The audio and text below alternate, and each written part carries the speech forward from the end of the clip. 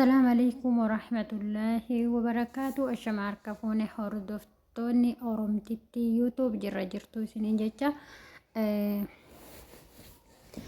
يا لما نرمو نمني جرو واحد أرجع برا نمني بسمان جي إلما نما بالله رقايق قالوا لي أرجني harma muraa fi harka muraa aanolee fi kan calanqoo kana hunda oduun dhagaa turre jechaadha.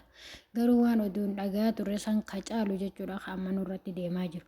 Gaafas uummanni waliin dhaga'u waan itti wal arguu bakka itti naannoo sun kanatti jira jedhamee wanni beekamu hin jiru jechuudha. Amma ammoo osoo akkatti jaalaallee agaru. Kutaan salaalee maalitti jira? Dhiyoo tana aanaa shirkaa keessa arsii keessa maalittu ture? Kana hunda numa argina. Garuu Oromoon tokkummaan socho'ee waan kana ofirraa kaasutti hin jiru jechuudha.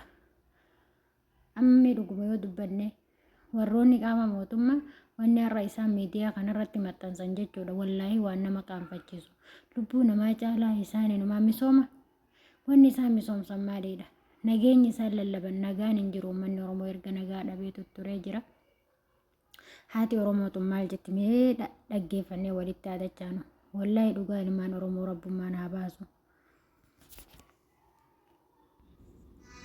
Isaan immoo habibbi isaan nyaate rifeensa isaanii hancaaca'e maaltu si'aaf massaara fuudhe birrii fuudhe naan jedhan kophaatti na argatanii kana gubbaa massaara na dhaabe.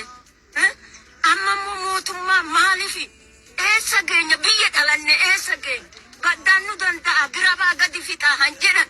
Maaliif nu fixan maal balleessin keenya duguuganii dhaqan malee biyyi keenya dhaqeetoo biyya isaaniititti hin taaqota kaa'u fudhan balaan numa irratti hambu maal ta'anet maal goonet bututtuu keenyallee maarashaa keenyallee halbee keenyallee cabbimaa shashaa keenyallee nurraa fudhatanii nu mannassanii dhuguma amma immoo barhaatiin nyaanna jennee hamma gaafatu nuti.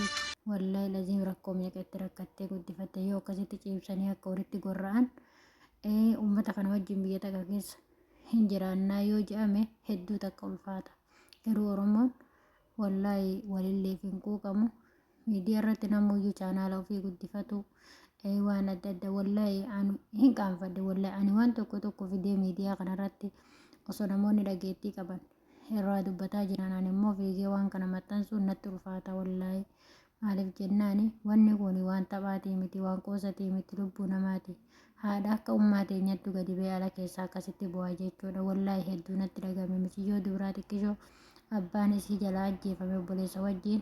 Wallahi namni keessafuu warroonni aalii keessanis haa ta'u fira keessan kakkaan isinitti dhiyaatu hatta harka namaatiin miti kan rabbiin namarraa fudhatee haga nama gubu hin beetan jechuudha. Namni firri keessan isinii biyya namaaf haa jiru isinirraa du'e hatta ka biyya keessa jiru yoo isinirraa du'e hin beetan jechuudha. Garuu yeroo kana ilaalte kan rabbiin fudhate hin obsanii jechuudha. Alhamdulillah jettee waan kana rabbuma fudhate garuu immoo yoo akkanatti haati hiyyeessaa waan dalagatte waan hoggaa meeqaxaa irratti keessa alatti baatee muka jalatti akkanatti dirii irratti hafte kana argitu jiruu lubbuun nama jibbitee jechuudha. So addunyaa kanatti dhufuu baannee jechaaf rabbiin garuu nu uume jira. Alhamdulillahi rabbil aalamiin.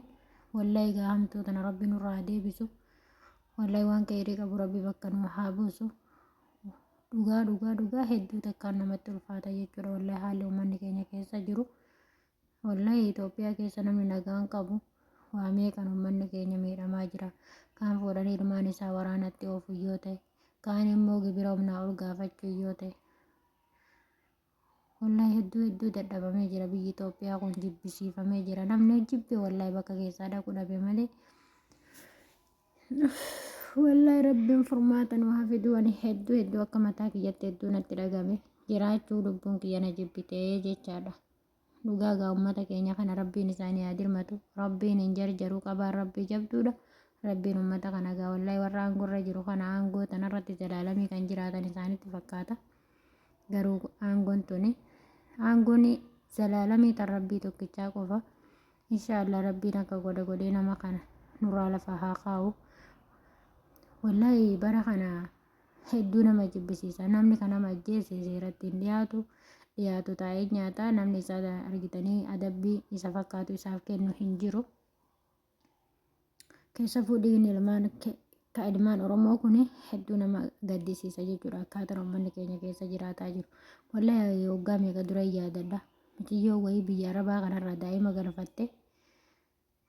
Daa'ima isiin asirraa galfatte ijoollee gara Wallaggaa kana gara baatii ijaa yoo ga'u daa'ima isiitii fi haadha isii bakka tokkotti qalan jechuudha. Abbaa isii osoo inni lubbuu kanaan dhaga'u harkarraa muran jechuudha. Wallahi namni ilma namaa ta'e akkanatti garaa walitti jabaatu jechuun hedduu namatti dhaga'ama. Kana biraan ani kan ajaa'ibu keessaa tokko waraanni bilisummaa Oromoo kun waraana bilisummaa Oromoo maaliif waraana gabroomsaa Oromooti kunillee ni dhugaa yoo dubbanne jechaadha.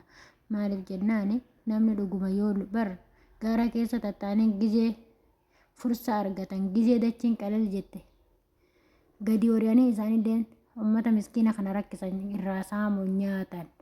Garuu wallahi wanni hundinuuyyuu utubaan hanga dhiiban qabaa hanga dhiisan qabaa jira. Wallahi kan isaanii kunis uummata Oromootiif faayidaa osoo hin taane rakkoo irratti baay'isaa jira jechuudha.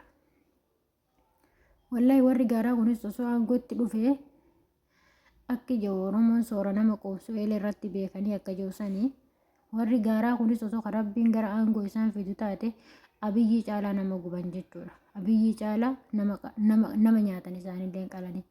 Kuni dhugaa jirtu. Dheengadda mucayyoo wayii barreeffama wayii argee wallahi ijoollee Wallaggaati. Waraanni bilisummaa Oromoo warreen ani asirraa humna kiyyaa waan irraati bakka jabaatii argadhuun isaan bira dhaabataa ture.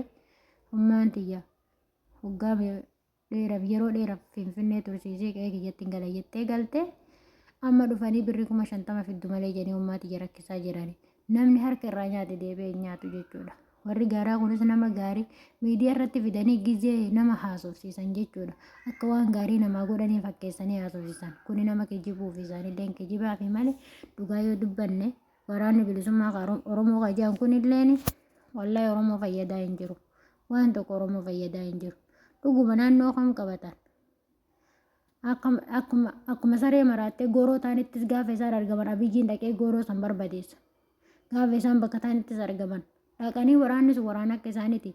Namni lolee lolchiisu lolee lolchiisee magaalaa takka yookaan naannoo takka qabata. Kuni kijiba. Garuu waan keerii qabu nu caalaa Rabbitu beeka. Isaanis osoo keerii uummata kanaa qabaatanii Rabbiin qaataa aangootti isaan fide. Garuu isaanuu jara kanaa hin gaan jechuudha. Miidhaa isaan ilmaan Oromoo irraan gaantu irra guddaadha. Kanaaf Rabbiin isaan kanallee gara aangoo fiduu isaan dhoorge akkanatti gaara keessatti isaan rakkisaa jechaadha. Kanaafuu yoo keerii nuun qabaanne Rabbiin achumatti dhabama isaan haa kaa'u. Uummata Oromoo gubuu yoo ta'an malee waan isaan uummata Oromooti godhan hin agarre. Wallahi kijiba malee akka jedhanii namni argitanii waan isaan dalagaa jiran wallahi hawaasni ijoollee nama takka naannoo warri waraana bilisummaa Oromoo fi jiru kanarraa naannoo kanarraa dhufte namoonni baay'een keerii isaanirraa himan waan isaan nama godhanis bareedaa miti. Kanaafiyyuu Rabbiin uummata keenyaaf haa dirmatu. Rabbi uummata keenya bira haa jiraatu. Uummata Salaalee Rabbiin isaaniif haa dirmatu. Sagalee haa taanu.